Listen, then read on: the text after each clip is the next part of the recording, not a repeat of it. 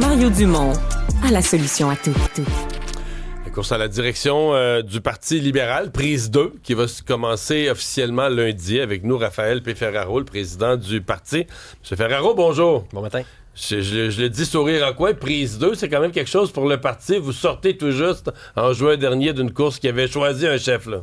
Effectivement, c'est une situation qui est un peu exceptionnelle que personne n'avait prévue, mais on débute la nouvelle course à la chefferie, celle de 2026, officiellement la semaine prochaine, qui sera beaucoup plus courte. Une course de 2 mois si on se rend à un vote, et sinon une course qui va durer environ 1 mois, si tant est qu'il y avait une seule candidature. Là, il y aurait déjà ce matin, en tout cas, on a déjà reçu des communiqués de 2 candidatures. Là. Monsieur Roy, donc, Charles Milliard, évidemment, le candidat principal, mais Monsieur Roy qui dit « Moi, je retourne ». Est-ce que, comme président du parti, est-ce que c'est utile d'avoir un candidat qui va chercher 1 ou 2 % à faire une course qui finit 98 % à 2 là? Bien, il est un peu tôt. On va laisser l'occasion aux personnes intéressées de pouvoir se manifester puis déposer leur candidature. La première phase de la course à la chefferie qui est importante de connaître, c'est celle qui va se dérouler au cours du premier mois. Il y a un certain nombre de conditions qui doivent être rencontrées. Puis on a un comité feu vert en place qui va filtrer les candidatures. Alors, pour se qualifier, toute personne devra remplir ces conditions-là. Et ensuite, on saura à la mi-février si tant est qu'il y aura véritablement une course à la chefferie qui va se rendre jusqu'au bout avec un vote ou si ça peut se terminer par... Mais les candidatures, c'est au 13 février? Exactement. La date limite pour pouvoir remplir toutes les conditions, c'est le 13 février, donc environ 1 mois, compte tenu que ça débute officiellement la semaine prochaine. Ça ne laissera pas beaucoup de temps. Advenant qu'il y ait une course, ça veut dire que le chef est choisi mi-mars. 5 mois plus tard, mi-août, on va être quasiment en campagne électorale. C'est pas beaucoup de temps. C'est pas beaucoup de temps. Le calendrier électoral de 2026, je dirais, là, de manière plus générale, a fait en sorte qu'on a choisi une course un peu plus réduite. Évidemment, c'est une situation totalement imprévue qu'on a dû se réajuster rapidement à la fin décembre pour pouvoir déclencher en début janvier. Il n'y aura pas beaucoup de temps, mais il y a eu des cas par le passé ou également à d'autres paliers où des situations un peu similaires sont survenues où des partis politiques ont dû changer de chef. Et on a bon espoir d'avoir une belle année 2026 tout de même.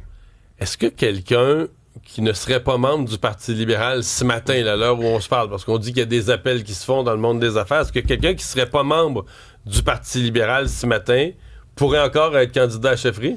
Bien, une des conditions pour pouvoir être déclaré candidat au plus tard le 13 février, c'est d'être membre en règle du parti. Au 13 février. Au 13 février, donc, on pourrait signer sa carte, en théorie, le 12 février, puis être candidat à la chefferie. Bien, c'est comme ça, je peux vous dire, pas seulement dans cette course, mais dans d'autres courses également. Il y a des personnes qui peuvent s'intéresser à la politique, qui peuvent vouloir se présenter candidat, qui, pour toutes sortes de raisons, parce qu'ils occupent un emploi ou ils ont d'autres fonctions avant, ne peuvent pas être associés à un parti politique officiellement ou détenir une carte de membre. Alors, ça se peut qu'une situation comme celle-là puisse se produire, mais lorsqu'on va se déclarer candidat puis pour être qualifié, bien évidemment, il faudrait être membre à ce moment-là. Je comprends que vous encadrez cette course-là d'une nouvelle procédure d'éthique. En fait, on ajoute, je vous dirais, des mesures additionnelles en termes de vérification et de conformité par rapport à la loi électorale, mais aussi des modalités additionnelles que nous, on met en place. Et il y aura une personne, effectivement, dont le rôle au sein du comité électoral sera d'assurer une surveillance additionnelle par rapport à ces éléments-là. Parce que vous avez été chaudé par ce qui s'est passé dans les dernières semaines? Parce qu'on a pris acte d'un certain nombre d'allégations qui ont été révélées sur la place publique. On a pris le temps de bien étudier, de regarder ce que la loi électorale disait, qu'est-ce qui était prévu, qu'est-ce qu'on peut faire de plus, et on a cru bon de mettre en place de telles mesures, puis on estime que c'était la chose appropriée à faire vu les circonstances. La course en question, ou la courte course, est-ce qu'elle va inclure quand même, advenant qu'il y a plus qu'un candidat, est-ce qu'on y fait des débats? Je voyais on ferait quand même comme une vraie course, là, avec des débats et tout, et des dépenses et de la publicité. Bien, il y aura, dans la mesure où il y a plusieurs candidatures au 13 février, effectivement, on va tenir des débats. Il y en aura probablement autour de 3. Et cette deuxième période-là de la course, si on s'y rend, va durer environ 1 mois. Alors, il y aura un nombre plus limité de débats que la dernière fois. Et ensuite, la période de votation qui nous mènerait jusqu'au Congrès au mois de mars. Mais oui, effectivement, si on a à se rendre là, il y aura un certain nombre de débats prévus. Mais on va surveiller tout ça. Raphaël Ferraro, président du Parti libéral, merci d'avoir été là. Merci, bonne journée.